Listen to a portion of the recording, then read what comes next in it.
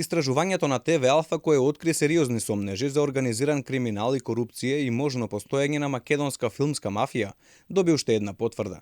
По Министерството за култура и Transparency International нотира низа незаконски постапувања во Агенцијата за филм и Друштвото на филмски работници. Во последниот извештај на оваа организација, дел од проектот Бистро Матно, меѓу другото, се нотираат незаконски разрешувања на директори, 80 предмети против функционери кои се чувале по фиоки и дури не застарат, злоупотреба на службена положба, како и ред други, за кои јаготка на шлагот е делењето народни пари во Агенцијата за филм, односно најматен настан за месец јуни. Бројни се кршењата на законските одредби, непочитувањата на процедурите, на кодексите и етичките норми, неселективност во работата, тесна спрега меѓу управниот одбор на Агенцијата за филм со одговорните лица во Друштвото на филмски работници на Македонија, 7 години едни исти лица кои се во деловни врски со Друштвото на филмски работници одлучува за парите на Агенцијата за филм.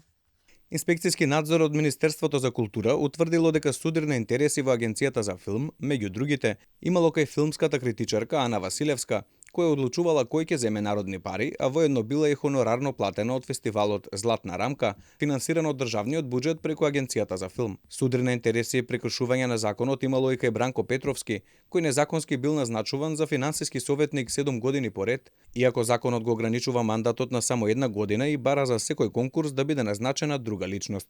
Тој додека одлучувал кој ќе земе државни пари, бил и председател на надзорниот одбор во Друштвото на филмски работници, организација раководена од Игор Иванов Изи и Томи Салковски. Исто така финансирана со пари од државниот буџет преку Агенцијата за филм. Работата на Агенцијата за филм е подредена на субјективизмот на мал број на лица кои имаат одлучувачки функции во остварувањето на низините надлежности.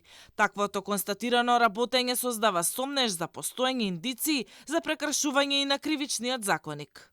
Од Transparency International во извештајот на Министерството за култура увиделе и кривични дела со кои е оштетен државниот буџет. Од овој извештај може да се заклучи дека се сторени десетина можни кривични дела за злоупотреба на службената положба или несовесно работење на службата заради кое е оштетен државниот буџет. Наведени се бројни случаи на непотизам и клиентелизам. Неодамна ТВ Алфа обелодени дека во Агенцијата за филм нема оправдание како се потрошени над 800.000 евра.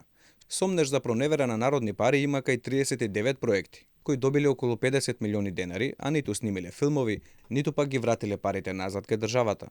Во извештаите за работата на агенцијата се нотира и дека законот се применувал селективно, односно наместо редовно вработените. За тоа кој ќе земе државни пари, да одлучуваат биле ангажирани надворешни соработници, кои имале судирни интереси. Тие пак фаворизирале едни исти продукциски куќи кои постојано добивале народни пари.